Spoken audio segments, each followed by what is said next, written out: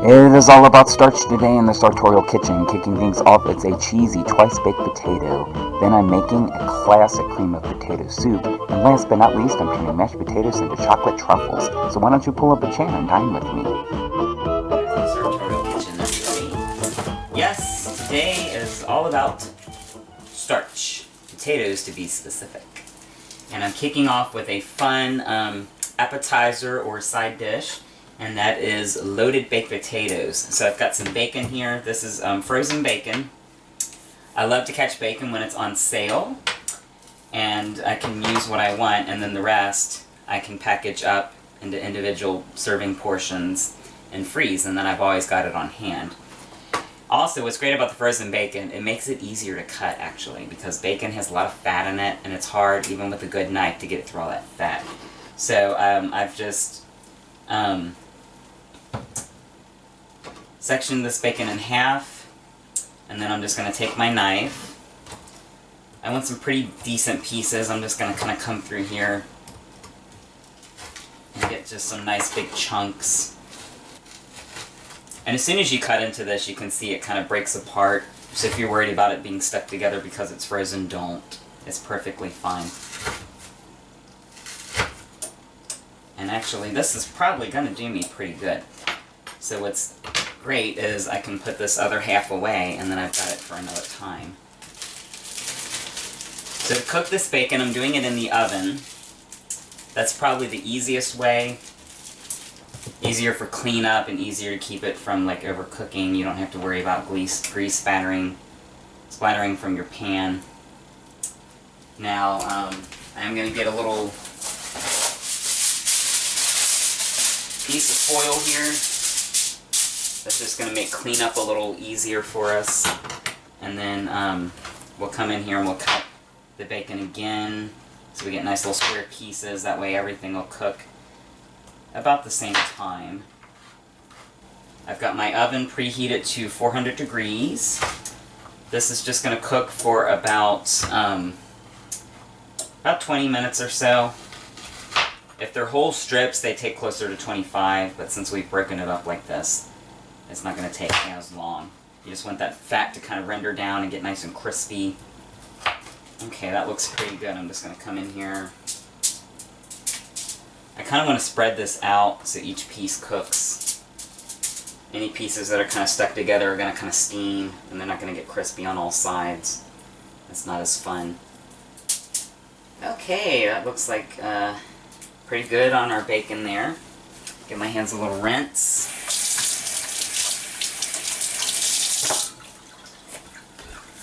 Always good to have clean hands when we're working with raw meat, especially pork. I'm going to get rid of this guy as well when you're done with that. And we're going to throw this bacon in. I'm going to put it on the middle rack and go ahead and set my timer to 20 minutes. And then we can move on to our potatoes. Welcome back. My bacon is cooking down. And then I've got my potatoes here. These are just some russets. I'm going to give them a little rinse. Always good to rinse our vegetables. And then I've got a towel here. I just want to kind of blot these dry.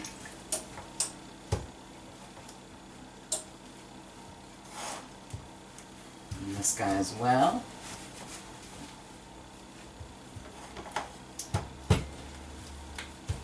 Oh, good. And you can see exactly why I rinsed them off. Ew, gross. A lot of times when people do baked potatoes, they do them in the oven. They take forever. No thank you. So these, I'm going to start off in the microwave. So I want to lay these out to where they're more horizontally, because that's going to give us more surface area when we put these back together. And then I'm just going to come in here with my fork, and I'm just going to stab some holes in here. That's going to allow some heat to permeate into the middle of these potatoes and help them get nice and tender. And I'm going to throw these in the microwave about 5-6 minutes, and then we'll move on to our filling. Alright, welcome back. I turn these babies over and cook them for about another 3 minutes, and they are good and soft. You can kind of, when you press down on them, and you can make a little imprint, you know they're good to go. So I'm going to take my fork now. I'm going to slice into these. I don't want to come all the way down, but I just want to go far enough that I can kind of split this open. And they are good and hot, so be careful. I'm just going to come down here like that. Good. And then we're just going to pry these open. Basically, I want to keep the skin intact. We're just coming in here to get the potatoes out. And you can basically kind of just run your knife along, or your fork, and kind of run along the edge here. And then you just want to kind of get up underneath the potato. You can use a spoon too if you want. I just already had the fork out from earlier. And then that's going to go right into our bowl here. And then with the other one here, again, we're just going to kind of slide around there, all the way around. And then just come up underneath and scoop all that good potato out. I leave a little in here just to help the skin keep its shape. Alright, I think our bacon is ready to come out. Oh, beautiful. Look at those gorgeous little pieces. Nice and crushed. I'm going to set that aside and let it cool just a little bit. I'm going to continue to work on our filling. So, sometimes I like a little texture in my mashed potatoes, but for these, I kind of like a velvety, more smooth texture. So I've got some different things here. I'm going to start off with a little butter, a couple tablespoons. Potatoes are naturally pretty bland, so you have to give it lots of flavor. And I've also got some sour cream here. About a couple tablespoons of that as well. I'm going to give it some nice tang. Some heavy cream here. You can also use milk if you want. This is going to be about a 1/4 cup. It's going to make them nice and smooth and velvety. And then some salt and pepper. Like I said, the potatoes are naturally bland, so we want lots of salt.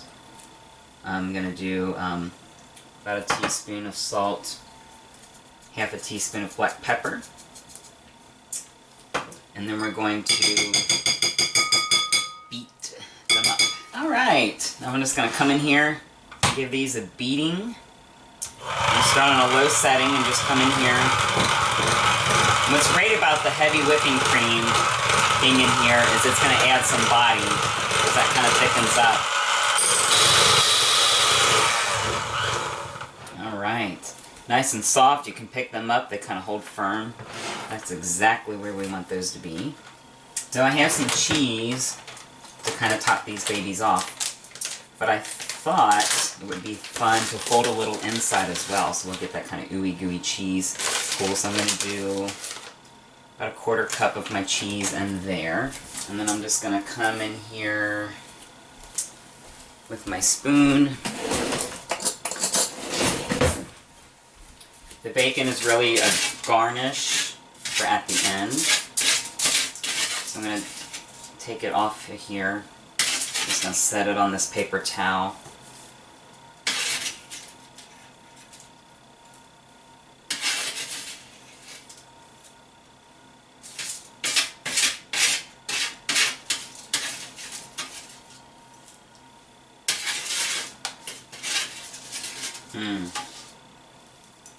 Oh yeah. I'm going to get another piece of foil here and lay that out. Then we're going to take our skins and I'm going to set these onto the foil.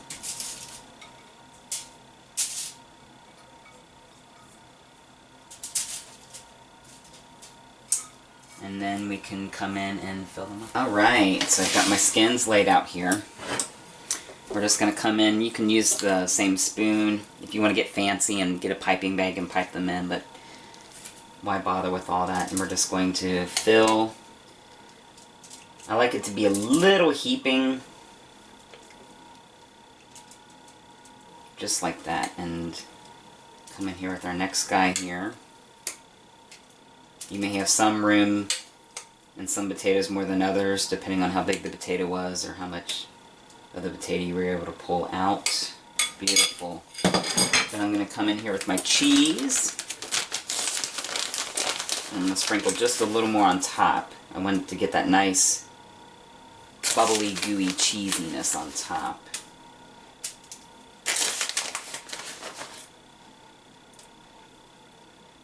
Alright, and these are ready to head into the oven. I've still got it set here for 400 degrees. They're going to cook for about 15 to 20 minutes, just till that cheese gets nice and crusty on top, and we'll be ready to dig in. Alright, oven is going off. Means our potatoes are ready to come out. Turn off that oven. And I believe I'm done with the oven as well, so we'll turn that off also. Look at that, beautiful, nice and golden brown. Just a couple things here before we dig in. I have my plate, and I have my fork. I'm just going to grab one of these. This one looks pretty good. Oh yeah. So I've got some chives here. Fresh is always better, but I'm finicky about vegetables, especially when they're out of season. So if all you can find is the dried, that's perfectly fine. I'm going to sprinkle some of those on top. It's just going to give it some nice color and a nice little pop of oniony flavor. And then we're going to grab some of our bacon bits here right on top. And is that not the perfect side dish? Great for chicken, steaks, whatever have you. Alright, let's dig in, shall we? Just looks absolutely amazing. So I'm just going to come in here. I want to make sure I get a nice bite of everything, and it is piping hot, so be careful.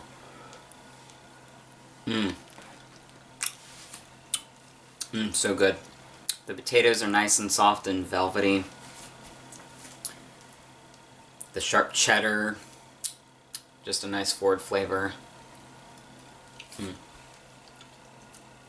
Then you get a nice crunch from the bacon, a little zing from the chives. Perfect. Perfect little quick side dish. So I'm going to finish up here, and then we will move on to course number 2. Stay tuned. Those twice-baked potatoes were delicious, and I have another delicious meal planned here. And it is a cream of potato soup. So I've got my pot here. I have a little bit of oil in there. I also want to add a couple tablespoons of butter. The oil is going to help our veggies brown. The butter is going to give us some nice flavor. And it is also going to help us make a roux, which we're going to need to thicken our soup. So I'm just going to swirl this around. My pan is already good and hot, so that butter is melting nicely. I'm going to let it get just a hint of brown, just to get even more depth of flavor. Alright, that butter is good and brown. I've got some onions, some celery here, frozen. One thing I love to do with veggies, I either dehydrate them, or I buy dried, or I freeze them. They're out of a lot of veggies are out of season this time of year. The produce department can be really finicky, and I like to have good things on hand. We're just going to dump this in. It's perfectly fine. They're just going to take a little longer to break down because they're frozen. And then you also want to watch, they're going to release some liquid as they defrost. You want to pay attention to that as well. So they're going to take a little longer to cook down, but perfectly fine. I'm going to give this a little stir. Get them coated in all that beautiful brown butter. And we're going to start with some salt here. About a teaspoon. I like to season in layers. Also, the salt's going to help draw out some of the liquid from those veggies and help them cook down faster. And then about half teaspoon of pepper. It's already smelling good, guys. I'm just going to let this cook down for a little bit. Got my pan on a medium heat. Just let those veggies reduce till they get nice and tender. And we'll be ready to move on. Oh yeah, this smells great. You can see these veggies have reduced. The onions and the celery have got some good color on them. And turn this down just a smidge. And I've got, you guessed it, my jarred garlic. I'm a fiend when it comes to this. And I want about a half teaspoon, I think. And I want to get a little bit of that garlic oil flavor in there too. Why not? If you're not a big fan of garlic, you can use a little less, but you know me and my garlic, I'm going to stir that around. I always do it last, especially when it's minced like that. It'll cook in like a minute, and there's nothing worse than burnt garlic. It's so bitter. So I'm just going to stir that around, let that cook in. And this is just a good base right here for just about any soup, really. Okay, that's great. Now I've got my flour here. I need about a couple tablespoons of that. Dump that right in the middle. That's going to incorporate with our butter. And it's almost going to create a bit of a paste that's going to thicken our broth later. And then we just want to stir this in quick, because that flour will burn. And that's also going to taste bitter. And you can see how it kind of clings to these vegetables, and automatically they kind of get kind of paste-like. Just want to stir it around aggressively. We want that flour flavor, that raw flour flavor, to cook out. We want to catch this just before it gets too dark. All right, time for the potatoes. I'm using canned potatoes. Don't shoot me. Absolutely nothing wrong with canned potatoes. You just want to pour out some of that liquid. You don't need any unnecessary liquid in the soup. We're going to dump those right in. And our other can. Now this one I am going to save the liquid. And just pour this right in. I just don't want too much of that. Now we want to be quick here, because we don't want that flour to overcook. And I just want to allow those potatoes to kind of get a little color on them, incorporate them into our flavors here that we've started with. I'm going to add a little more salt and pepper here. Potatoes are usually pretty bland naturally, so it's important to give them lots of seasoning. And the great thing about the canned potatoes, they are already cooked. So I've used them for potato salads, quick potato salads, fried like breakfast potatoes. They're great. Okay, that's pretty good. Now we're going to add our liquids. I've got some milk here. I'm going to do about 2 cups of milk.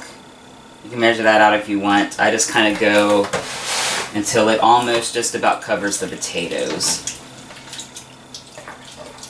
The milk with that roux that we made is going to help to thicken this nicely. And some chicken stock. This is going to give some body to the soup and kind of stretch it out to more servings. I need about half this container.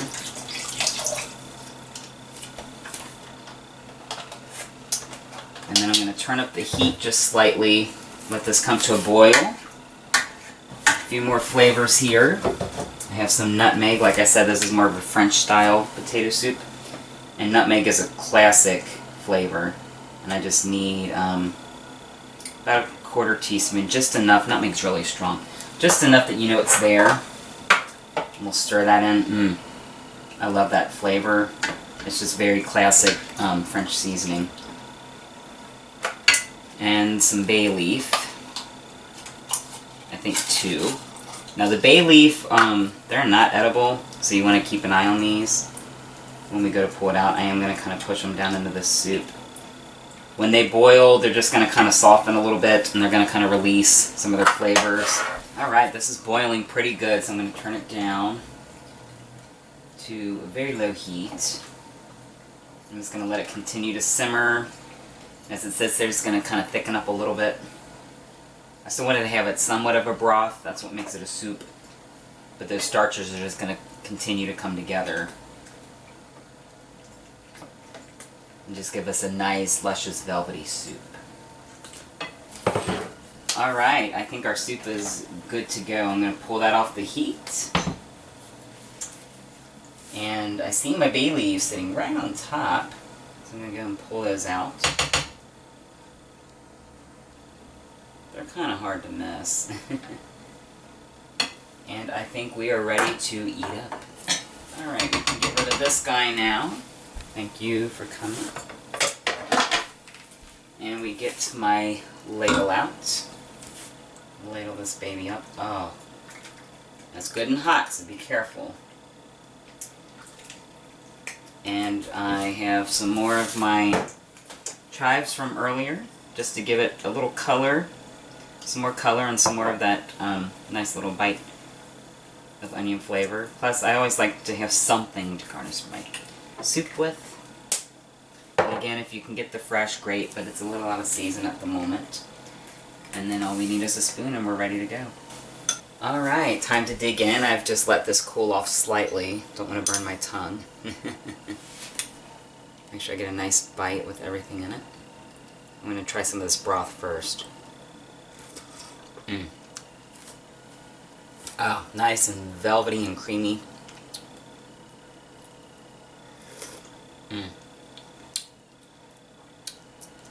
Just a subtle hint from that nutmeg and the bay leaf. Just kind of lingers on the palate. And those potatoes. The potatoes are good and soft. If you can use real potatoes for this if you like. They're going to take a lot longer to cook down. That's why I like using the canned potatoes. Absolutely nothing wrong with that. Or the frozen diced potatoes are okay too. Any potato that's already been cooked. So good. So, I'm going to finish this up and then we're going to check out a fun dessert idea. I know, potato dessert? What? Trust me, it's going to be amazing. Stay tuned. Alright, time for dessert. Now I know you're intrigued about potato dessert. Now some of you were probably thinking potato candy. Nope, that's not what I'm doing here. We are making potato truffles. So I took some instant potato flakes and some of the boiling liquid from our soup. I've got about a half cup here of mashed potatoes. That's all you need. And some chocolate chips here. You can use whatever you like. If you like dark, you can use that. I'm using semi-sweet.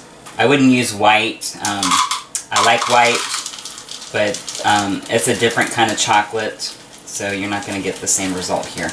But I just need a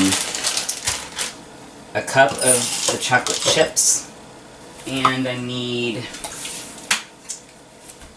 about a teaspoon of coconut oil. It's going to give it a nice sheen, and it's going to help it from seizing. We're going to microwave this.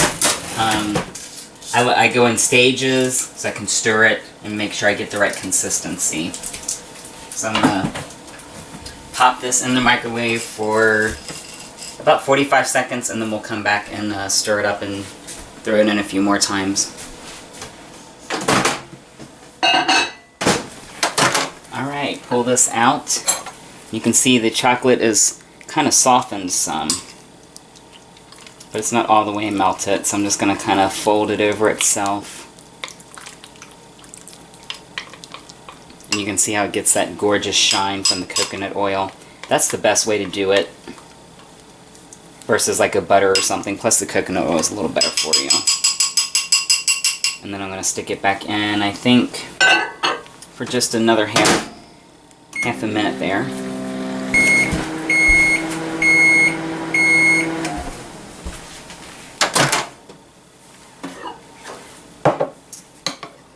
Oh, that's beautiful.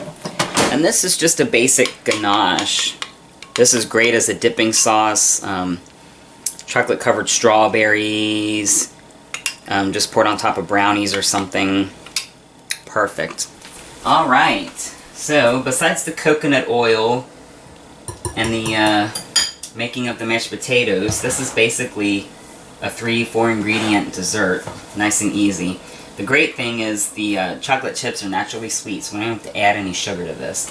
I am going to, however, add some vanilla. It's just going to enhance the natural flavor of the chocolate. I'm just doing a teaspoon of that. And the potatoes are a little savory, so you kind of need that vanilla as well to flavor the potatoes and take it in that kind of dessert direction.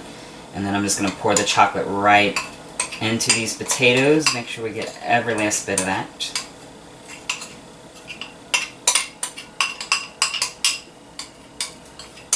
Now both the potatoes and the chocolate are kind of hot, so we're going to have to chill this in the fridge, but I'm going to stir this together, and already you can see it's almost coming together kind of like a brownie batter. It looks kind of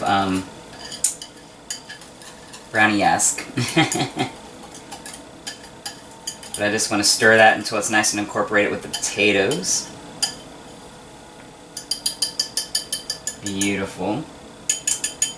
And then I'm going to set this mixture in my fridge for about 30 minutes or so, and we'll take them out and they'll be ready to truffle.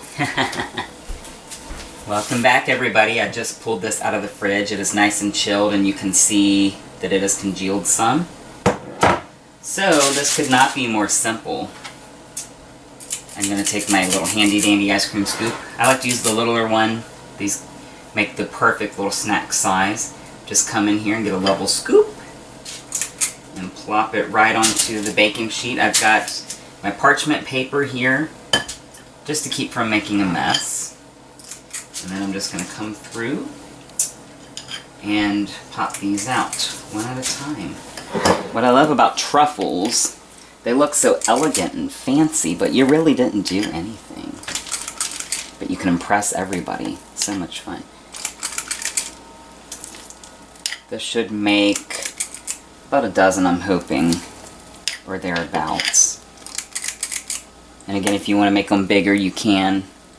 I just think this is a good size. They're a little rich, they're a little sweet, so I don't like to go too big with them.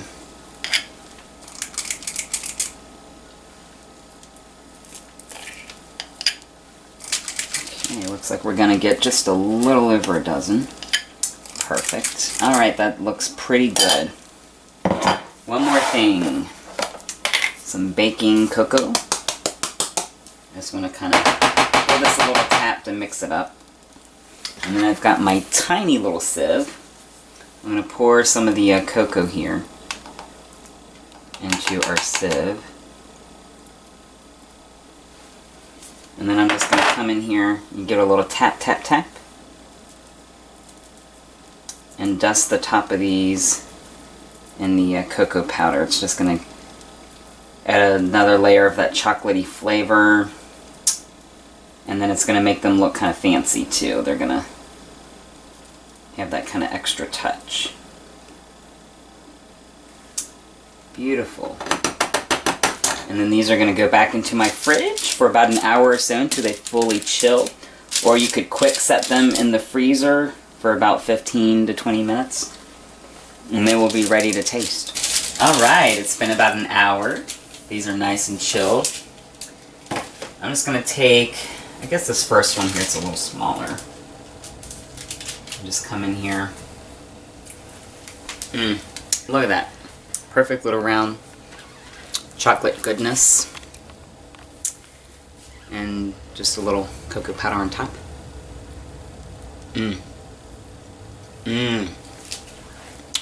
Oh my god, that's so good. If you love chocolate, this is your dessert. The cocoa powder on top adds a nice bitterness that kind of cuts through the richness of the chocolate. And you really don't taste the mashed potato. It's just kind of filler. But it's so good.